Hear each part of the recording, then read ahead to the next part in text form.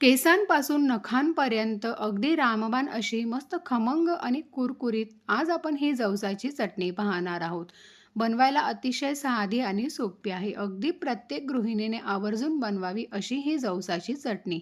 एकदा बनवली की अगदी महिनाभर ती आरामशीर टिकते. अजिबात खराब वगैरे होत नाही. आणि रोज जेवणासोबत तुम्ही 1 चमचा ही चटणी खाऊ शकता. खूप सारे त्याचे फायदे आहेत.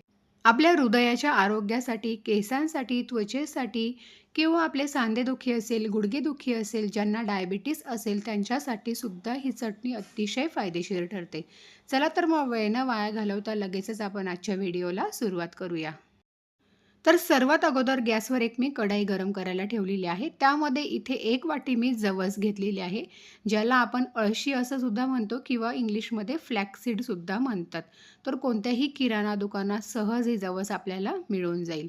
तर आपल्याला अगदी लो टू मीडियम फ्लेमवर छान खरपूस होईपर्यंत ही जवस भाजून घ्यायची आहे. तर ही जवस अशी नुसतीच खाल्ली तर तिला खूप चिकटपणा असतो. त्यामुळे थोडीशी आपल्याला ती भाजून घ्यायची आहे म्हणजे छान ती खरपूस होते. तर अगदी 1 ते दीड मिनिटातच जवस आपले भाजल्या जाते. जवसामध्ये ओमेगा 3 फॅटी ॲसिड भरपूर प्रमाणात असल्यामुळे आपल्या हृदयाच्या आरोग्यासाठी ते अत्यंत फायदेशीर आहे. शिवाय ज्यांना मधुमेह किंवा डायबिटीस आहे त्या लोकांसाठी सुद्धा ती खूप फायदेशीर ठरते. शिवाय जवसामध्ये भरपूर प्रमाणात फायबर असल्यामुळे अगदी पचनक्रिया सुद्धा सुधारायला मदत होते. केसांच्या किंवा त्वचेच्या सर्व समस्यांवर जवस ही अतिशय फायदेशीर आहे. त्यामुळे खूप सारे ह्या जवसाचे फायदे आहेत. पण आपण असं नुसतंच हे जवस खाल्ल्या जात नाही. त्यामुळे अशा पद्धतीने एकदा जर तुम्ही ही चटणी बनवून ठेवली, तर आरामशीर तुम्ही जेवणासोबत 1 चमचा ही चटणी खाऊ शकता. मस्त अशी चवीला तर लागते, शिवाय त्याचे फायदेसुद्धा आपल्याला मिळतात. तर मस्त 1 ते 2 मिनिटांसाठी छान खरपूस अशी ही जवस इथे मी भाजून घेतलेली आहे. तुम्ही पाहू शकता हलकासा तिचा रंग बदललेला आहे आणि अगदी ती तडतडायला लागली, की समजावं जवस आपली भाजल्या गेलेली आहे. आता ही जी भाजलेली जवस आहे, ती एका ताटामध्ये आपण काढून घेऊयात.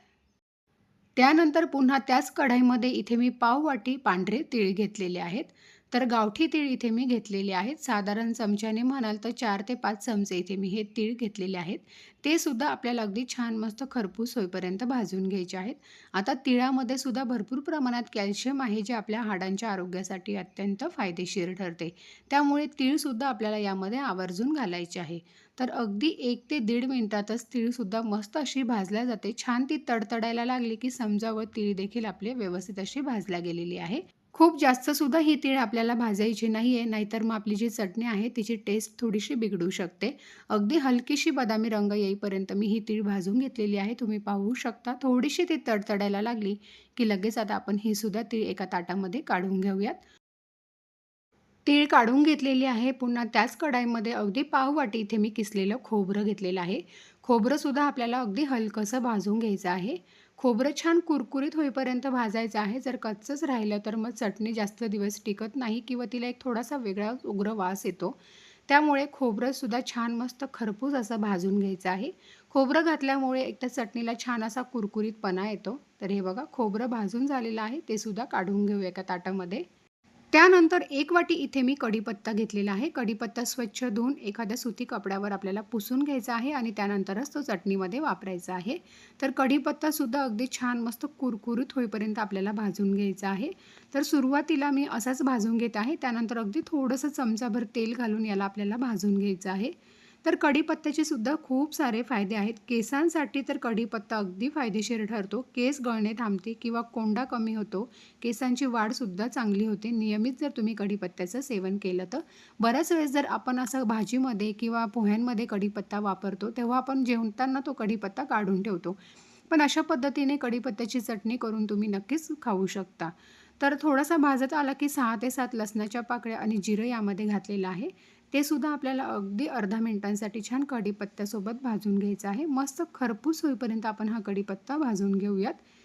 तर चटणीमध्ये अशा पद्धतीने कढीपत्ता घातला, की कोणाला कळतसुद्धा नाही आणि त्याची टेस्टसुद्धा एवढी जाणवत नाही. तर मस्त खरपूस असा कढीपत्ता भाजून झालेला आहे, तो सुद्धा ताटामध्ये काढून घेऊयात.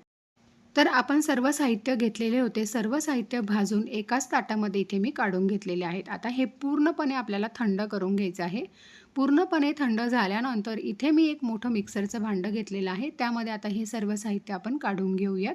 तर इथे मी तुम्हाला जे प्रमाण सांगितलेलं आहे, ते थोडंफार तुम्ही तुमच्या आवडीप्रमाणे कमी जास्त इथे करू शकता. पण चवीला ही चटणी अगदी छान लागते. एकदा जरूर बनवून बघा. तर हे पहा सर्व साहित्य एका मोठ्या मिक्सरच्या भांड्यामध्ये इथे मी काढून घेतलेलं आहे. त्यानंतर इथे मी साधारण 2 चमचे लाल तिखट घेतलेलं आहे. तिखट तुम्ही तुमच्या आवडीप्रमाणे कमी-अधिक इथे करू शकता. तर 2 चमचे लाल तिखट घातलेलं आहे आणि लगेचच यामध्ये आपल्याला चवीनुसार मीठ घालायचं आहे. आणि मिक्सरमधून आता आपल्याला याला फिरवून घ्यायचं आहे. तर डायरेक्ट एकाच वेळेस फिरवायचं नाहीये. मिक्सर चालू बंद करत म्हणजे अगदी पल्स मोडवर आपल्याला ही चटणी मिक्सरमधून फिरवून घ्यायची आहे.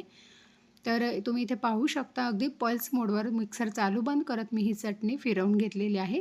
खूप जास्त बारीकीला मी केलेलं नाही आहे. थोडंसं असं रवाळ ठेवलेलं आहे अशा पद्धतीने म्हणजे चटणी खाताना ती अगदी छान लागते.